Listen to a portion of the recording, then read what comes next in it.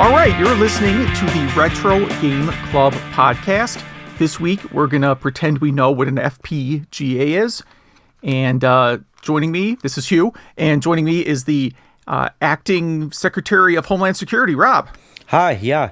Apparently, I just got nominated, or whatever you do to get that job.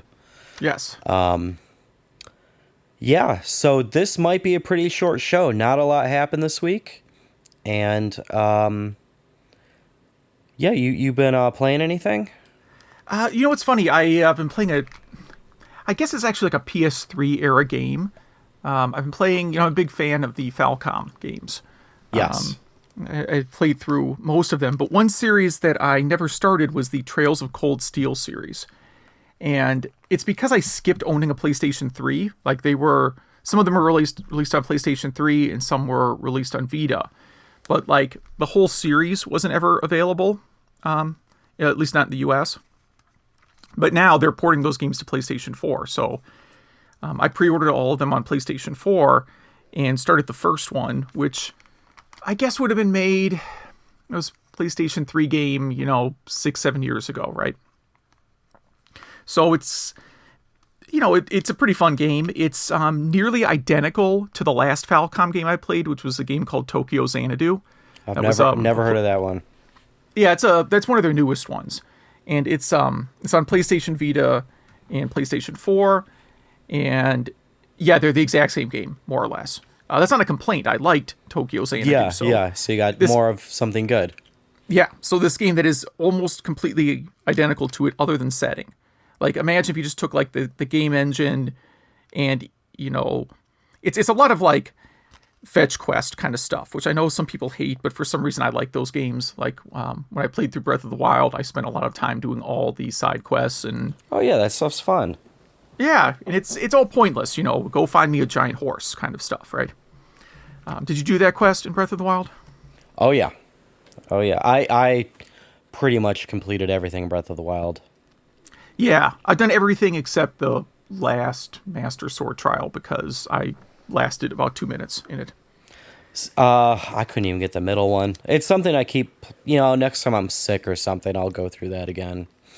Well, yeah. Only because I'm hoping that if you do all these the Master Quest trial and the champions, I'm hoping somehow when they release a sequel or something like that, that you'll be rewarded for that. Like, you played all of Breath of the Wild. Here's something, Here's something.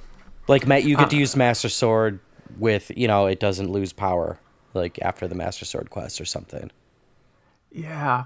I always wished, in the Zelda games, they always have to come up with why Link starts off each game completely weak. And like Zelda 1 to Zelda 2 is maybe the one where it's the hardest to explain how that happened.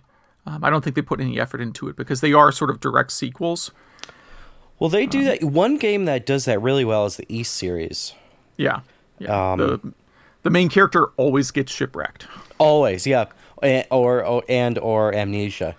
Yeah. And God of War does that pretty good, but that's not really... Even though that game is almost retro, not quite. Yeah, but like Link's Awakening does the whole shipwrecked angle. Mm-hmm. Well, it's shipwrecked and like Dreamland. They're throwing all kinds of things at you there. They're remaking Link's Awakening, right? Is that the one they're remaking? Yeah. Yeah. And that means that we will probably be playing that. So it'll probably be a light show week for us because we'll be playing that one. Yeah, that's the one they're remaking, and it looks pretty cool. Yeah, it's been about 15 years since I played Link's Awakening, if I am doing the math correctly. But that's about it for gaming. I'm going up to Midwest Gaming Classic in a couple days here. Looks like it's going to be a huge show. And I know a few people have sent me an email, just saying, hey, do you want to meet up? And of course, I will gladly meet up with anyone who's not a crazy person. Yeah, no murdering. That's frowned upon. It is. Well, I've never met anyone that was even close to a crazy person at Midwest Gaming Classic. I'm not trying to make fun of the people who have actual problems. I'm just I've never met like anyone there who was even like rude or bad in any way. It's a really great crowd up there, and hopefully it stays that way. Yeah, I think most conventions end up being like that. Like, we're all on the same team here. Everyone's cool. And we're all having fun. They're doing a competition for Mario Versus. I guess for the Nintendo Switch, they just re-released it, and there's an addition to it where you see how many points you could get in 5 minutes. And So it's like have you played the challenge on NES Remix? yes, so it's like that. It's like an NES remix type thing. So I'm excited to try that. There was one more thing one more competition I was gonna try, and then I'm gonna try to see the Ben Heck. I don't know if he's just meeting people or if he's speaking, but I'd like to high five that guy. Yeah. Usually he's just there as like a regular attendee. At least one time for sure he was a speaker, but most of the time he's just kind of there enjoying the show. Sometimes he's showing off a project, but I don't think I've seen him do a speech there. And while I haven't even looked at the speaker list, I really wasn't going to look at it till like Friday. Did you pay the extra money to be able to play the SNES PlayStation? I did not. Neither did I. I think you have to be there on Friday for that, and they walk you back to a special room with the guarded the one and only SNES PlayStation, and you get to play it. Yeah, they keep expanding it. Like 2 years ago, it was you could take a photo with it, and it was like extra. And I don't know, maybe next year you'll be able to gently caress it or something. I don't know. It's probably going to be behind. It's going to be behind plexiglass. I mean, it's just going to be a controller coming through. Yeah. Sure. Still kind of cool though. But you've been playing anything? Not so much. I've been playing our game club games, mostly mine, and I've been coding a lot. I have an app, iPhone or Android app idea that has been lingering that I finally made a big dent in. So I've been really, you know how that goes when you really get into a project, you just kind of zone out and hopefully complete it. But I'm almost to the point where I have to do the user interface side, and that is something I do not enjoy. I'm more of a back-end developer. I like making things fast. So who knows, maybe that'll stall out. Yeah, I understand the feeling of like getting really into a project for a while and then suddenly not wanting to ever look at it again. That's the one that gets me all the time. Yeah, I just have too many of those where it's like, I don't want to put anything on GitHub that's totally unfinished, because then I would just have, 30 unfinished things on there. I want to finally start publishing some stuff onto it that's useful to society, so. Yeah, I gave up on the useful part. I have put all sorts of complete and total garbage on GitHub. Any code I've ever written is probably on there at this point. And I'm just blunt in like the repository of just saying like, I worked on this 15 years ago. I don't ever plan to look at it again. Maybe you'll find something useful in it. Yeah, go nuts. And then every once in a while you get an email from somewhere completely unexpected where they use some bit of your code. That's a good feeling. Yeah. But yeah, depending what they used it for. That's really about it. I mean, I've been really busy, with that and family and work. So, the whole I've been adulting. Yeah. When are you going to start doing garage sales? It doesn't really pick up around here until like the last weekend in April, usually. Partly because it can snow up until like the 26th or 27th. True, yeah. And then no one shows up, so why bother? Yeah, but the big neighborhood ones are usually like in May. And I'll see if I can drag one of my kids. My younger kid I can usually drag out because there'll be like some weird item she wants to find. And then we can, she has an excuse to go. Basically. Yeah, that's pretty cool. So we're on the hunt for a couple strange items. So want to hop into news? Sure, yeah. Let's do that. So first one here, if you are an aspiring game developer, there is another, we talked about a bundle like this a couple weeks ago. Out on Humble Bundle, they have the 8-bit pixel game dev bundle. And what this is, it's a pack of resources that you can use in games, like mostly graphics, but also music. And this is one where even like at the $1 tier, there is a lot of really great stuff. There's forest textures, floor textures, like cave textures, RPG overworld, sound effects, and then this one set that kind of has an Earthboundy look to it. I would actually argue that's more of a 16-bit looking set almost. But most of these do look like NES, Commodore 64 type era. Mm-hmm. They're really cool, and you know what? If I saw these assets in a game, a mobile game or anything, it's not like I would recognize them. So there's no embarrassment to using these, Yeah, the one called Deep Forest, I'm looking at it, it really reminds me of a game, and I'm drawing a blank. It's like, I want to say it reminds me of Blaster Master, even though Blaster Master doesn't have a lot of forest. Yeah, it looks exactly like the ground. Yeah, I know exactly what you're saying. The kind of color scheme, so it's pretty cool. And then if you want to pay a little bit more, actually a lot more, well, relatively speaking, 15 times more, $15.07 right now. There's a bunch of like sci-fi and fantasy stuff. So if that's what you're building, there's a lot there. I mean, like zombies, ships for like a shooter game, that kind of stuff. And then don't forget about the 150-piece bedroom set. Yes. Isometric bedroom set. That does look cool. I am not ready to try programming an isometric game. But if you were going to do like, this is a game, if you're going to do like an 8-bit version of Tokyo Xanadu, where you're playing as high school kids in modern day Tokyo, except there's a parallel universe filled with demons. Yeah. The not parallel universe part you could create with this bedroom set. But no other rooms in your house. Right. I assume you could maybe have a kitchen without a sink. I don't know. You could do a good dorm room game with that. True, yeah. $25. What's in there? Well, the kitchen set isn't the $25 one. That's how they get you. Kitchen. They get you with the bedroom set, then you need the kitchen set. Yeah.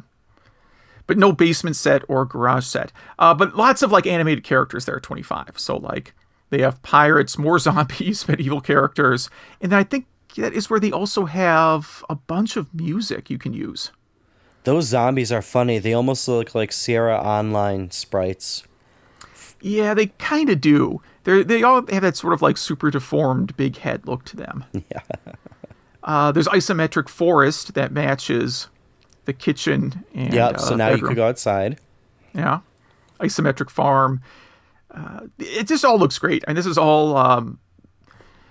if you had a game idea and like the one thing stopping you from doing it is that you can't draw, I would say go ahead and get this. Unless, of course, you need a basement or garage or something they don't have, I guess. But you can, the thing is, like, I've been messing around a little bit with Genesis development here whenever I get time. And, I use some public domain tile sets, and it's pretty amazing, like, what just shading differences do, right? Mm-hmm, mm-hmm. So just having kind of a good pattern, you can turn something that's supposed to be, like, grass into sidewalk pretty easily.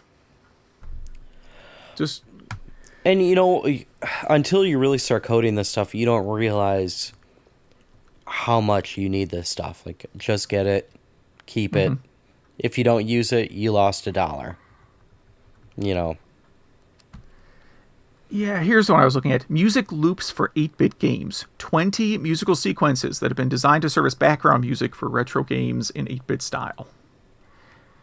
Yeah, that's so cool. All right, more kind of, not so much homebrew news, but a hacking group has released a translation for a untranslated Famicom game. Not Famicom, Famicom. I don't know what to call it. How do you pronounce this? Youkai Douchuuki? I can't say that. Yeah, I think it translates to Phantom Travel Journal. Because you speak Japanese. You just got that out of the top of your head, right? I got it off the title screen. What says Phantom Travel Journal? I've never seen this game because it wasn't released in America. That's what I was going to ask you, if you've heard of this one. Nope. That's why I was kind of interested in it. But it's a sort of platformer game with like a top menu part that looks like Goonies 2. So it has a little bit of adventure it's sort of adventure adjacent, but it's more of like a platforming game. And it looks like he fights with a yo-yo in the video. Oh, yeah, that's what it looks like. I don't know why people like to do that in NES games so much. I get kind of a Kid Nicky vibe. Kind of Kid Nicky meets some Hudson Soft art. Kind of, yeah. Yeah, I see that. And you're fighting like demons and going grocery shopping and all the things that normal kids do. You probably could have made this game with a Humble Bundle. You could, yeah. Well, if you could use this art pack, like the forest this guy's running around through would definitely look better with the art pack from the Humble Bundle. Yep. In fact, I'm going to order at least the dollar level after we're done recording. I didn't realize like the dollar level had so much, so I looked at it a second time. Oh, I was going to see if they show the end of the game. They don't. No, I don't think that the video in this article is not a complete playthrough. So if you happen to have a copy of this laying around, I have no idea what this game goes for. Like a lot, like Famicom games that haven't been translated are generally pretty cheap to buy. Generally, not always. Stuff like DuckTales and DuckTales 2 is still insanely expensive. But, you know, stuff that would require Japanese reading to get through is generally pretty cheap. So I don't have the, if I was like if I had like the resources of 538 or something behind me, right, then I could do analysis on pricing of Famicom and Super Famicom games after translations are released. Speaking of translations being released, there are only like 10 words in this whole game. I just clicked through this whole video. You have the 3 or 4 words in the top menu, and then it looks like after each boss it just says like a quick sentence. Okay, here's a shop where you could buy some food, some attack items. Okay, so it looks like they translated like 2 paragraphs worth of stuff. Hey, it's still cool they did it. It's more work than I did, but it's not like they translated like some giant Final Fantasy game where there's, scrolling text and all that kind of stuff. Well, let's see. Let's look at the README file for this thing. I'm trying to see if it has the, like, if the README or something describes how many words are. It took them 10 hours to translate. Oh, wait, hold on. What is this? This is an IPS game to translate the text into English. Oh, they based it off so someone first translated this game to Spanish. And then they translated the Spanish version to English. It took them about 10 hours. So that's how many words there are. 10 hours worth of words. That's funny. But yeah, if I see a ROM for it, I will check it out. Why not? Over at unseen64.net, they have an article about all they publish are things about unreleased games, games that were never released, and then they gather whatever documentation there is about the game. So it's sometimes old videos, magazine scans they do a lot of, and then occasionally they publish books. So like a lot of these Humble Bundles, you can get the Unseen 64 books.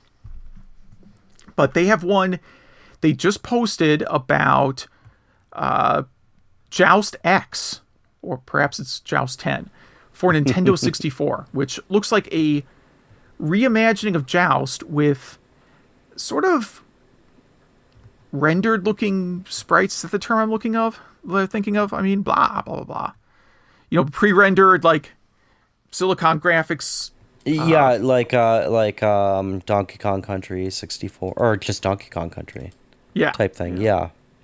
And then kind of detailed, layered background, so it really looks like you're fighting in a cave, as opposed to just the black background of Joust. I actually like the black background in Joust, but what they did looks pretty awesome, too.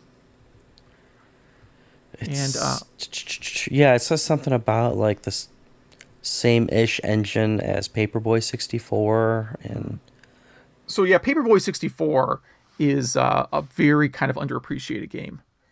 I don't know if you've played it, but it is a lot more fun than you would think. Like I think I rented it once, and that was about it. Yeah, I was expecting it to be terrible.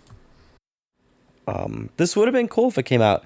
I loved Joust. It's optioned for a movie, not Joust 64, but just Joust the movie. Is it starring The Rock? I mean, It's got to, right? Yeah, That or I think John so. Batista. Did Yeah. I say his last name right? Yeah. Well, yeah, but not his first name. Oh, I think you combined John Cena and I Dave did. Batista You're into right. one new wrestler. I did. But anyhow, yeah, so it's cool. Have you ever seen the unreleased Jaguar Joust game called Dactyl Joust? No. There is, you got to search for that. There's like a 30-second clip of it on the internet, and it was meant to be like a polygonal first-person 3D Joust game, like Panzer Dragoon, but Joust. Oh man, this is not many not many polygons in this. Oh, and Dactyl Joust, yeah, I think Yeah. there's 2 polygons per sprite. It looked like it could have been kind of cool. Yeah, I mean, I think it was canceled, and the Jaguar had such a short life cycle that I think it was canceled well before, they'd made much progress on it. So they probably were playing with the basic game engine, like, can we even make a Joust-style game 3D? And the answer was, I guess. Yeah, I mean, if you had more time and maybe started on the PlayStation, you might have had a chance. They did not do the math. No. And last up in news here, this is more of a opinion piece, but it is over on gamesindustry.biz. This is a really great site to follow. And they have an editorial called "Is It All Over for Pre-Owned Games?" And I know that this is a topic where if you are a retro game fan, you're going to be interested in it, because it's talking about the publishers absolutely despising the fact that secondhand games exist. It costs them more money than pirating does. Yeah, I just have a hard time with that, because there's a lot of games I bought secondhand kind of on a whim. Like, I just wouldn't have gone out and bought it otherwise. Does that make sense? Yeah. And sometimes, like in the case, here's a real world example for me. I did not find out about the Katamari Damacy games until like 10 years after they were no longer being sold. And there's no remake. I know there's a remake now. Sure. Yeah.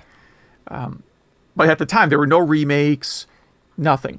It was really just like, I somehow stumbled, I had a PlayStation Portable, and somehow I stumbled across the PSP version somewhere. And I got hooked, and I immediately tracked down all the other ones. But of course, you cannot buy them new anymore. So I was very glad that secondhand games existed. And because of that, right, I will buy future Katamari Damacy games if they ever make a new one. Exactly. So, what you're saying is that because secondhand games exist, they will make money off you in the future. Yeah. And well, that was...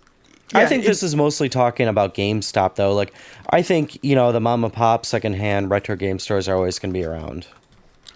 Yeah, I think people specializing in retro games will probably be around for a while. This is really about how much GameStop, most of their profit comes from the sale of used games, and how much that's been declining year over year. So something like pre-owned software was worth blah blah blah 123 million in 2015. These are in UK dollars because they're looking at the UK chains, and dropped 30% in 2018. That's big. It is big, yeah. That is approaching like Radio Shack kind of falls. And it's not good news. I mean, if you're not, like, GameStop could maybe reinvent themselves into a collectibles and, rare game store. But it's going to be tough for them because there's not a ton of profit in selling new games. And I think people at this point are getting more and more comfortable with the idea of buying download versions of games. The fact that there's a GameStop on every corner in America does not help. There are too many GameStops. Yeah. I mean, disclaimer, depends where you live, right? If you live in a kind of urban or suburban area, there's a lot of GameStops. I mean, I've said before, there are, within 5 miles of my house. One, two, I know this is really thrilling. At least 4. Minimum 4, but there's one that might be at the edge of 5 miles. Google says as of January 2017, There are 7,200 locations. Most are in the U.S., 300 and some are in Canada, almost 500 in Australia and New Zealand, and 1,200 in Europe. So yeah, that's a lot of locations. But at the same time, I mean, if you go to Rhinelander, Wisconsin, there's exactly one GameStop for 100 miles in any direction. So that one will survive. It might survive. They actually had like there was a town that still had like not like a Walden Books, but like some other book chain. Like one of their last 10 locations was up there. They probably had one of the last functioning Blockbusters for all I know. I mean, they still have Family Video, so I didn't even know anyone that went to Family Video when there were a lot of them. It was the not cool video store. Yeah, 'cause they didn't have a good color scheme, I guess. But you still see those in small towns. You know, areas where maybe you don't have great broadband speeds. Yeah. You still see them. So, I just thought this was an interesting piece. You know, talking about GameStop and what their future might be if used game sales continue to shrink. Well, so this got me thinking. I've never played Mario Sunshine. It was just, it came out at a point in my life where I was going out a lot. I wasn't buying a lot of games. I didn't have much money, probably because I was going out a lot. And I currently have no way to play it. Unless I, go on eBay or find a used one at GameStop or something. But I just wish that, every game for Wii and Wii U would just play on the Switch. Mm-hmm. I have a Switch now. Nintendo got my money. I will give them more money to play old games, but it's just not an option. Yeah. Now, have you ever looked at Mario Sunshine on eBay? No. Okay. You should keep not doing that. Is it bad? It's bad. Yeah. It's regularly, it's basically sells for the same price as when it was new. Oh, jeez. Yeah, $45, $53, $76. Yeah, so I feel bad because at some point there was probably like a Player's Choice reissue that was $19.99, and I wasn't smart enough to buy it then either. Well, see, I do have the ISO of this. I just need to, hack my Wii and go through all that garbage, and I don't have time for that. I want to give somebody money so I could play me some Mario Sunshine. Yeah. Well, getting back to garage sales, I mean, yes, GameCube and Wii, that stuff is pretty cheap right now when you find it. Yeah. That's sort of like, you have to think like, what are things, parents, what old kid stuff are parents throwing out right now? And you know what, here, if you want to feel old, I guarantee you, like, kids that are moving out to college this year, if you're going to college, means your first game system was probably, 2019? So you're going to college, you're 18, 2001. Probably PS2.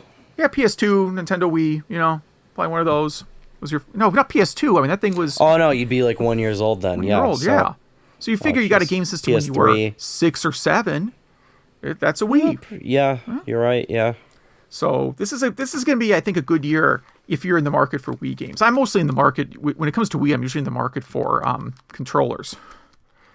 Because my kids actually still play the Wii quite a bit because it has all those like Just Dance games and the Smash Brothers on there. They still like a lot.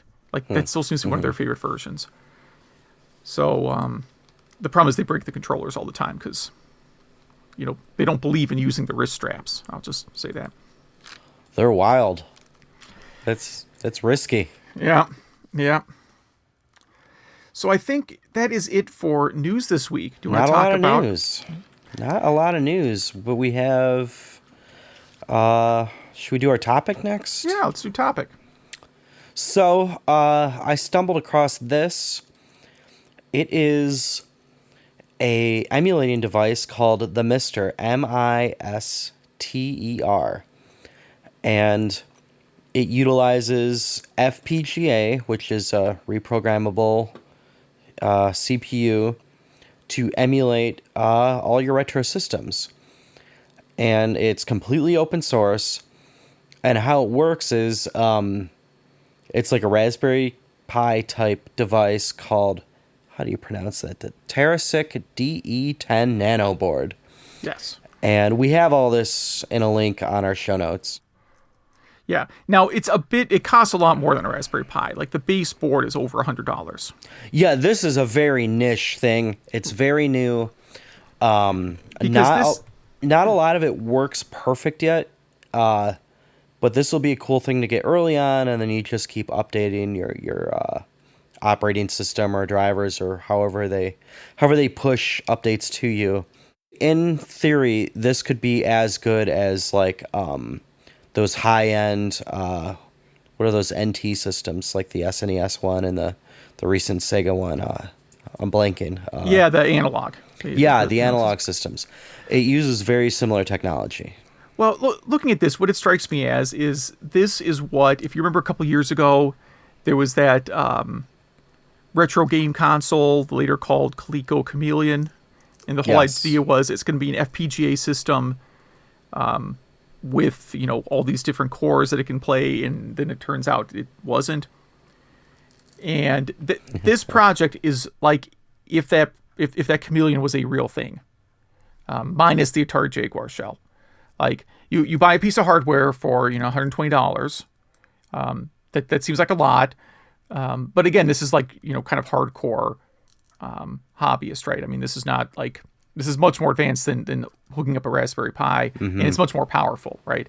I mean, much more accurate. Yeah, the thing you're buying has it has roughly the same RAM range as the Raspberry Pi, but more powerful. It comes CPU. with a RAM SD-RAM upgrade card, though. Yeah, and it has more it's more upgradable, if that makes sense. Yeah, and we'll get into that in a minute, but how do you explain FPGA to someone in terms of why it's better for emulating? Well, I mean, it's basically like it's like a CPU that doesn't have an instruction set, and you are programming the instruction set for the CPU, if that makes sense. So, for example, Sega Genesis uses a 68K CPU. When you load up Sega Genesis on this, it reprograms the CPU to mimic that.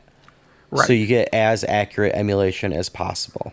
Right. You're not actually emulating it. You're sort of turning the chip into that other chip. And I think most of the applications for FPGA are probably military originally. That's my guess. Cases where you have to be able to swap out equipment pretty quickly, or let's be kind of blunt, I have nightmares all the time that our nuclear missile system probably runs on an Amiga 500. And if that's the case, then you would use something like an FPGA to continue to support that system once the current computers die off.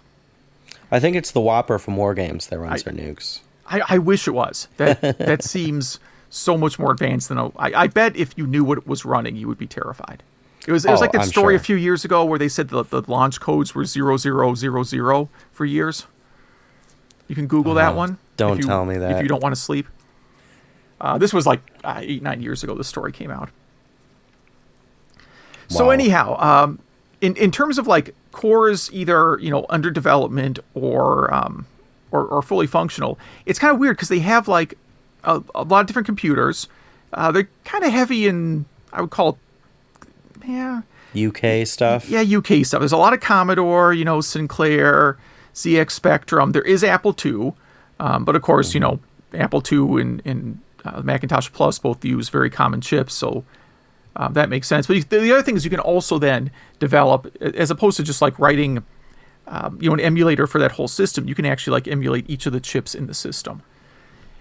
I think the funny one is the DEC PDP, which was one of the first microcomputers. Yeah, but I think that is essentially a Motorola chip also. It's just funny that they did it. Yeah, there's one guy out there finally I get the best PDP emulation possible. Yeah. And by the way, I'm thinking of the PDP-11, not the original PDP. Yeah, this is the one. I don't even know if it'll play Space War. Yeah, I don't think it has a user interface. So, and then it has a few consoles. I mean, not every console, Just kind of the basics. Atari, 2600, 5200. Strangely, not 7800, even though that's not a big step up from the 26. Astrocade, ColecoVision, Game Boy, Mega Drive, Master System, NES, Super Nintendo TurboGrafx, and Vectrex, and then arcade.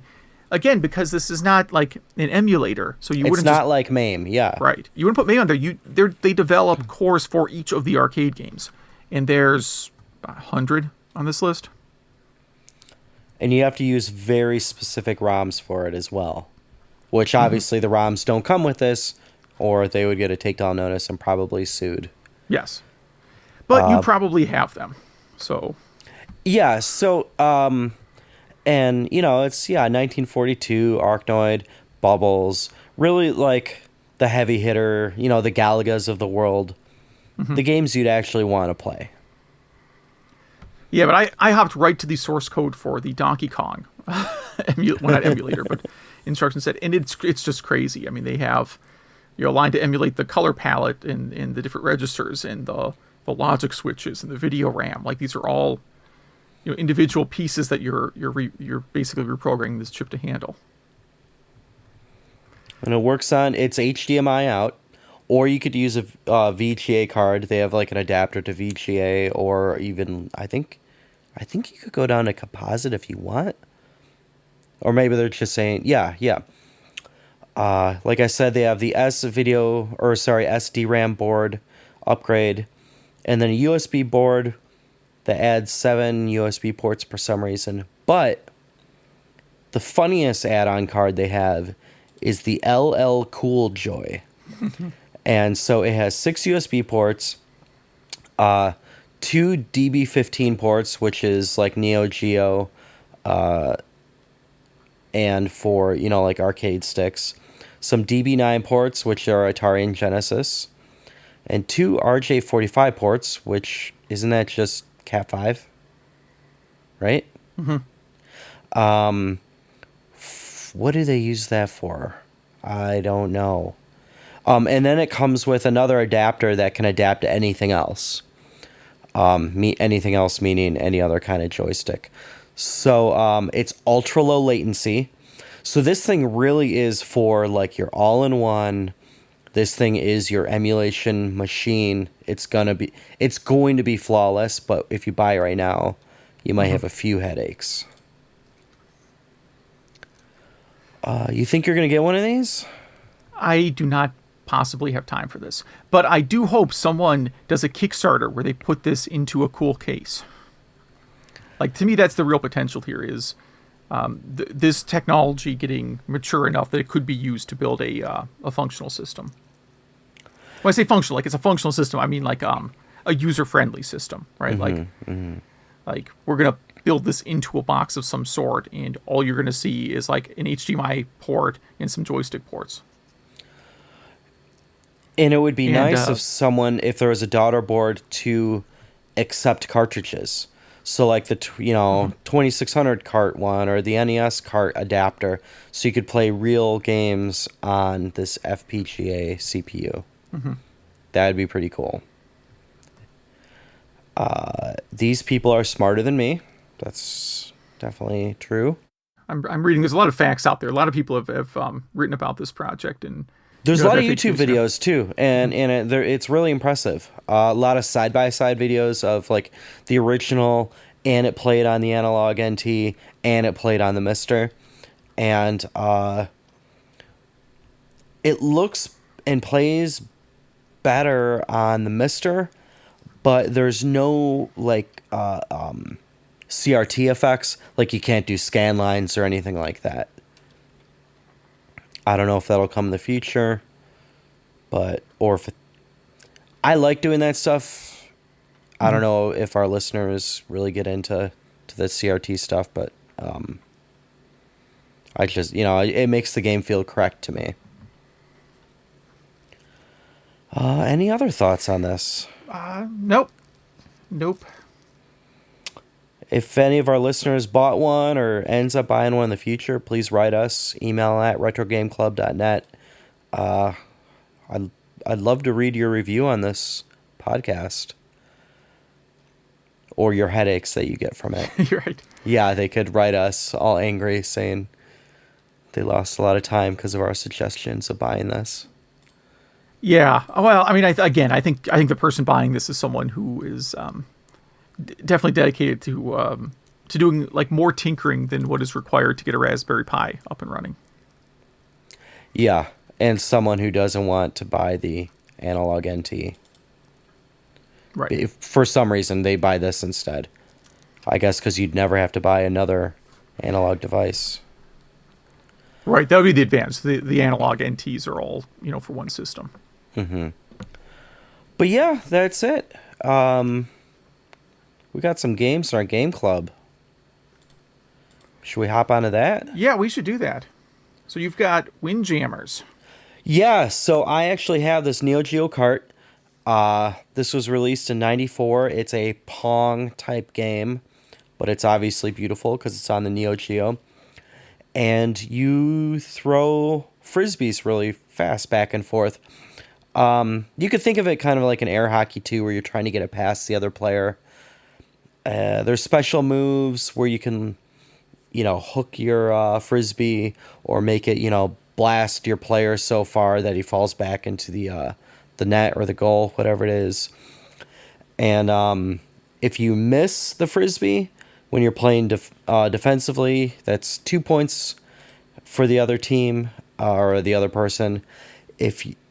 And then there's different parts of the goal in different stages. So in some stage, the center of the goal will be 5 points and the sides will be 3, or vice versa.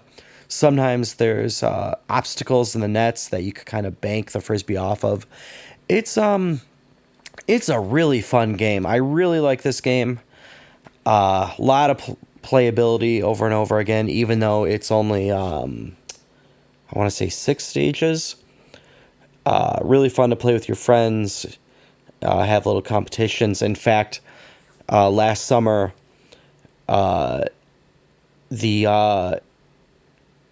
Street Fighter 2 competitions that were touring around actually had a Windjammers competition with it. It was kind of fun to watch those. This recently came out for Switch. Sequel finally came out, which is pretty funny. I mean, what is that, 20-some years later? And I haven't picked that up yet. I can't recommend this game enough. There's a very, very similar game called Bang Bead that I actually like a little bit better, but that's just me. It's also on Neo Geo. Everyone else I talk to about it, everyone says I'm crazy and Windjammers is better. But yeah, really fun game. I really, really enjoyed my time I spent this week on it. Yeah, and you chose Mappy. Mappy, yeah. So this is a game I talked a little bit about on our last episode. Mostly around how, like, this was not a game that back in the day when it was new, I was really into.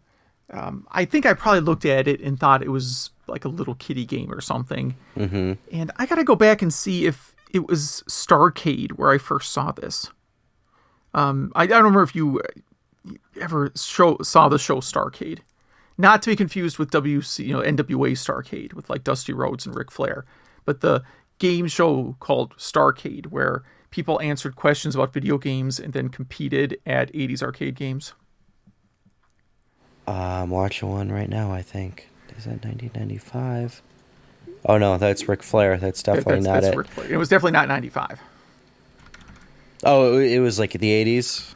Yeah, 80s, yeah. Like early 80s. It's like peak arcade, sort of peak arcade era. Was it what do they call it? Golden age of the arcades. Yes. Sort of maybe slightly pre-crash era. And I think there's probably, some episodes on YouTube and floating around, that kind of stuff. But it's really, let me look this up real quick here. Yeah, there were 123 episodes of it produced. And everybody looks like they're from the 70s, so it must be the early 80s this was made. Oh, yeah, you could watch a lot of these online. Yeah. Starcade.tv. Yes. Now, if I could just have a screen here playing it 24 hours a day, I probably would. This show is great beyond all description. Other than like the host just sort of seemed a little bit out of place. Like they kind of needed like a video game guy to host it. But you can only pick from like game show guys, and I don't even know who was a video game guy in 1983. Like, I have no idea who that would even be. Yeah, there was Walter Day and nobody else. Yeah, and he doesn't have a game show host personality. No. So, anyways, I haven't been able to confirm or deny if Mappy was on Starcade, but it was an arcade game I never really got into. And then, years of buying like game collections and direct-to-TV, plug-and-play systems. Mm-hmm. I've acquired many, many copies of Mappy.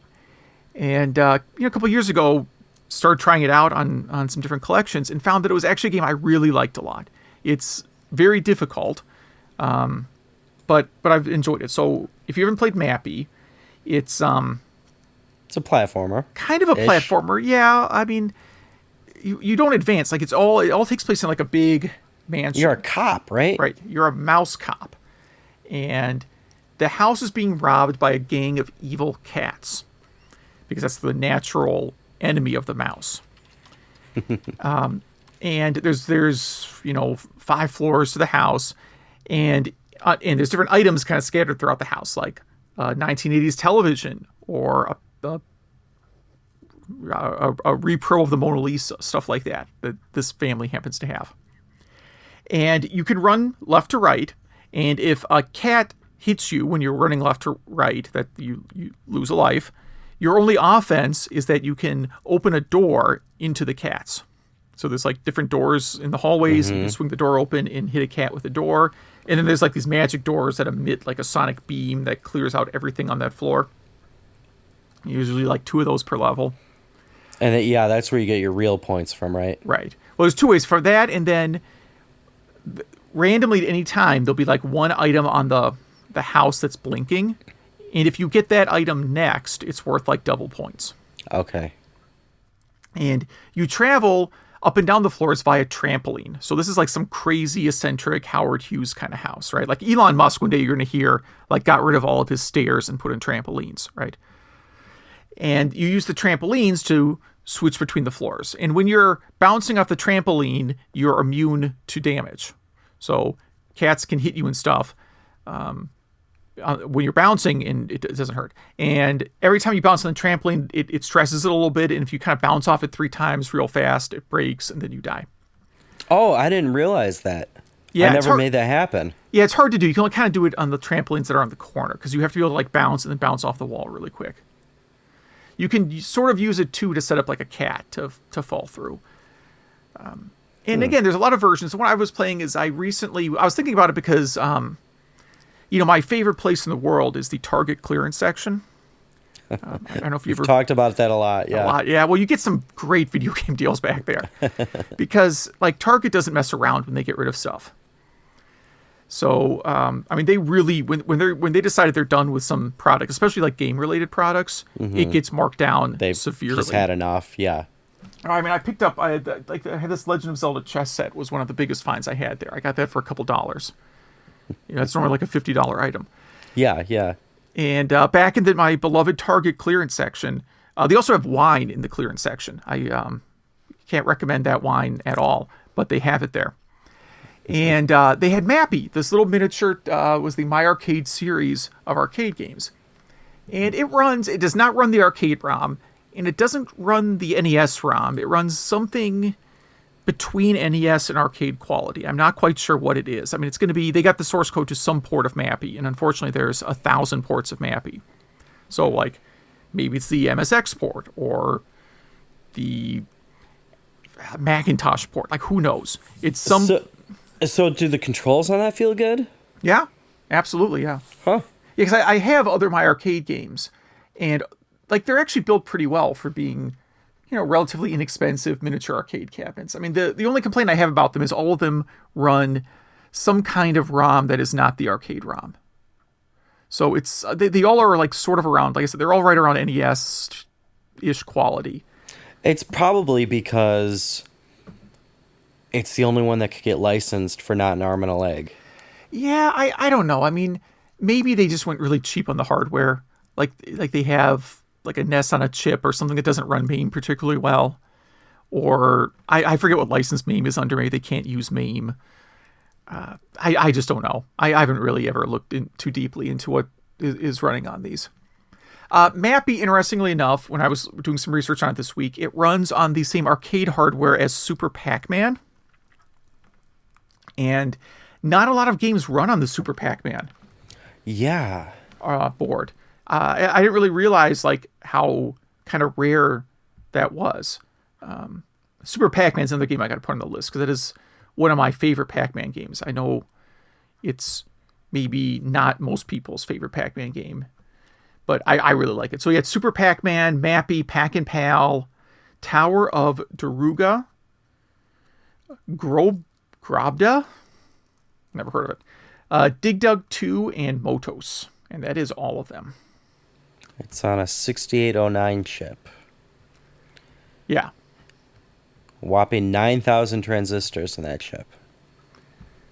But hey, do you need more than 9,000 transistors to run Mappy? Nope. So anyways, I really found, like, if this was a game you sort of discarded as being for kids or whatever, I would definitely recommend you go back and give this another try. Which I did. I was guilty of that. I just looked up. Mousetrap was 1981. Mappy was 1983. Both are mice being chased by cats. Mm-hmm. Kind of strange those came out around the same time. They're not very similar. That's where their similarities end. But I just wanted to look that up. I am horrible at this game. I am not good at this game at all. Yeah, I think I got to level 3 and then rage quit.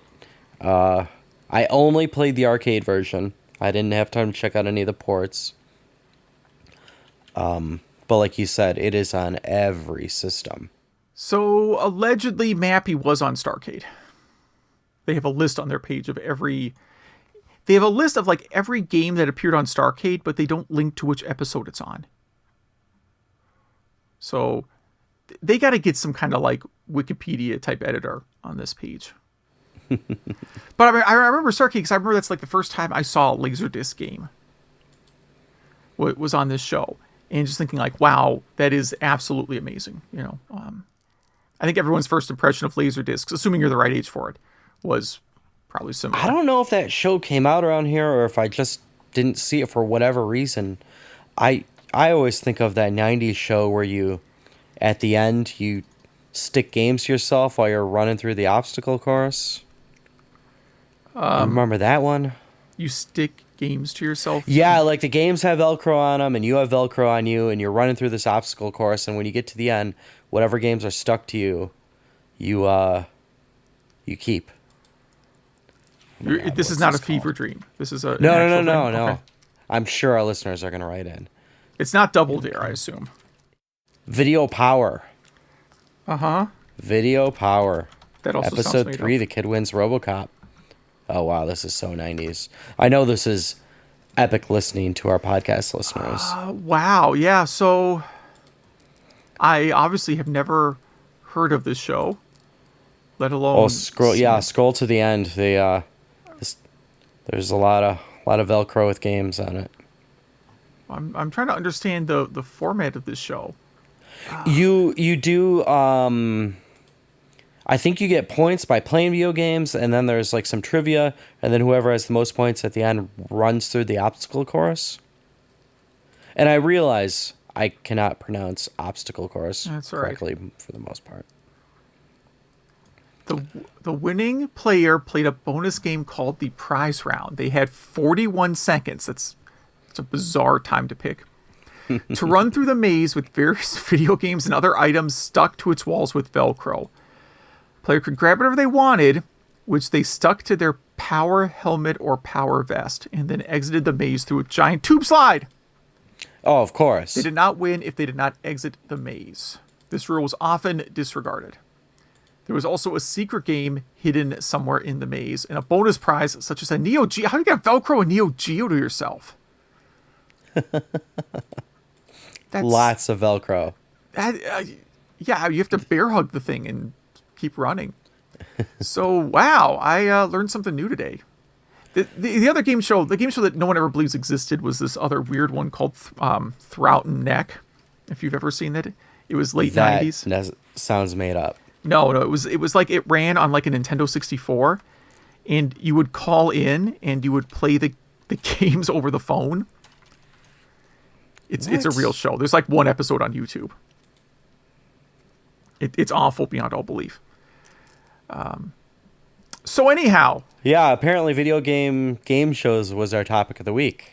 yeah, accidental bonus topic, video game shows. Well, I'm going to watch a lot of Video Power, apparently. And We have some listener feedback. yeah, why don't you start on that while I hunt down what game I'm going to talk about on the next time. So yeah, Zachary writes us about April Fools, which just passed us. Well, it's 8 days ago now, but we were kind of slacking since the last show. How Electronic Gaming Monthly fooled him really hard by having a fake tip that you could play Simon Belmont on NES's Teenage Mutant Ninja Turtles 2.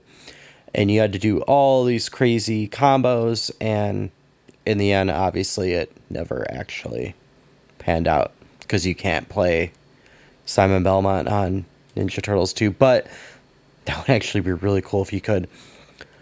People who are smarter than me make a ROM hack of that.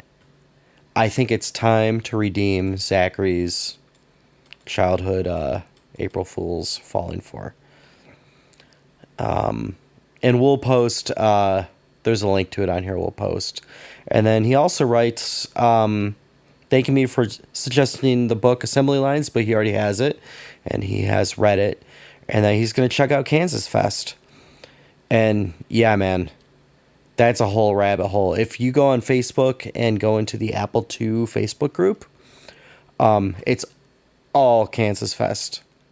Especially now, it happens at the end of the summer, so around the springtime, people start planning the panels and stuff like that, and there's a kind of a garage sale there, like a rummage sale, and people start getting excited about that, about what they're going to sell and give away. And yeah, thanks for writing in. And I actually haven't read Assembly Lines, so I should get on that. Yeah, I'm looking at Kansas Fest here. There is the thing on there about shuttle bus to the to the event from the airport. And it's kind of in the middle of nowhere. Apparently there's nothing to do. Yeah, and when you click that, it's actually a form to volunteer to drive people to and from the airport if you're interested in doing that. So Uber doesn't exist in this small town. They said Uber is an option. Okay. And I don't know how much it costs to fly from Chicago to Kansas City. Probably cheap. All right. I was just adding a game to talk about next time. What else have we got here? Jim says he's linking us to a thread on Atari Age about getting Bluetooth controllers to work on the Atari 7800. So he said he had all the devices needed to do this: 8-bit Dio Bluetooth NES controller and the Eladin Seagull 78 adapter, except for the 8-bit Dio Genesis Bluetooth dongle. He bought the dongle and hooked it up to the Seagull 78 adapter, and then plugged the Aladdin adapter. This is a big daisy chain of stuff here. Then plugged it into the 7800. After a short pairing sequence, he could play the Atari 7800 wirelessly. And he's going to test it on the 2600 next, but no reason to think it wouldn't work there too.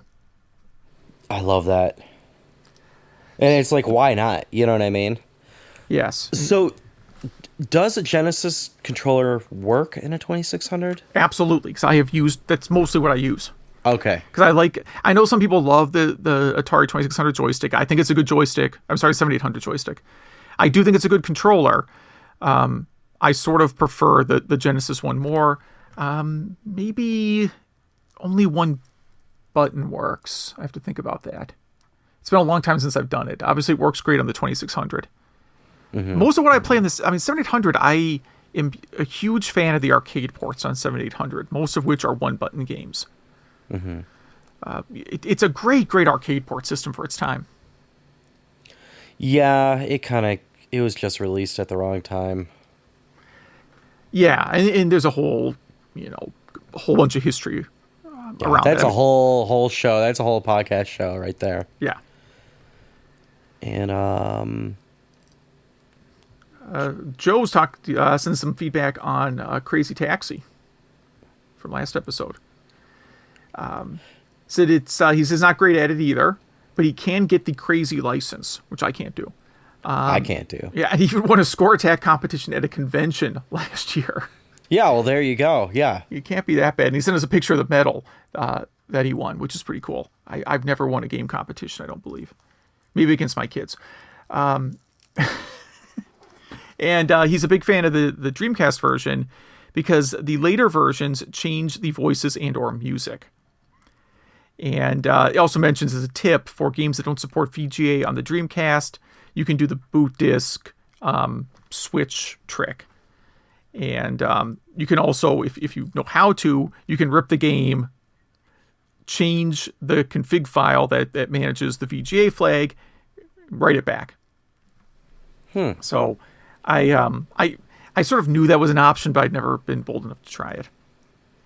And then he also mentions Gauntlet 2 for the NES, which was on one of those plug-and-plays that was on clearance from Bed Bath & Beyond for like $4. I didn't know Bed Bath & Beyond sold games. Oh. So that seems pretty far beyond. No, they have the plug-and-play games. So speaking of clearance section, in the clearance section of Bed Bath & Beyond, I got WrestleMania Steel Cage Challenge. Wow. So that is random. It is random, but they have, because they just have like, I've seen plug-and-play systems there before. Like, I think what it is they assume a lot of people are going to be shopping there for, kids going to college or something, right? Like you're buying a bunch of tacky stuff for your kid's dorm room. Yeah. Or you redo, and they just throw these kind of like impulse items in there. Because obviously your kid going to college that was born in the year 2001 really wants to play a game where like Ultimate Warrior and Ted DiBiase are characters. It's very relevant to them. Or, a quarter eater like Gauntlet 2. Yeah, and as he notes, like, Gauntlet 2 is really meant to be a multiplayer game. And on the plug-and-play system, it's not. It's a one-player game, so it's not, not you can't, as like, much fun. Daisy chain another controller. There is, like, 40 cents of hardware in these things. Yeah. I mean, they feel absolutely cheap. So I have, like, of the Bed Bath & Beyond ones, I have Steel Cage Challenge and Space Invaders. And they're they're the same hardware. And they both, again, they feel like it's 80 cents at most of parts in them. Yeah. But they're cool. Yeah, and then he also complains about calculator scams and textbook pricing. And links us to the original Gauntlet. I don't know if it's one or two commercials, so we'll definitely link that in our show notes and on Facebook. Yeah. So thank you for all the emails. Yeah, and if you want to send us an email, it is email@retrogameclub.net. Is that right? Yes, email@retrogameclub.net. And if you get a return to sender, you sent it to the wrong place. Yes. Or we messed up the DNS settings. Again, because that did happen once. It can always happen. What do you want to talk about on the next episode? Rock and Roll Racing for SNES and a few other places. Where else can you play that? You can play the SNES, Sega Genesis, and Game Boy Advanced. And yeah, it's a game I never played. I've heard a lot about. Whenever we announce these games, it's so hard not to just start talking about them. I'll leave it at that. Play this game. Looks really fun. Rock and Roll Racing. Yeah, and I'm going to go with a game I have played a lot, and that is Outrun. 2 racing games. Yeah, I was inspired. I saw you were picking a racing game, and I said, you know what? I will pick a racing game, too. And these are very different racing games. Yes. But Outrun, I would recommend the Genesis version. I'd recommend the Master System version, even. It's pretty good.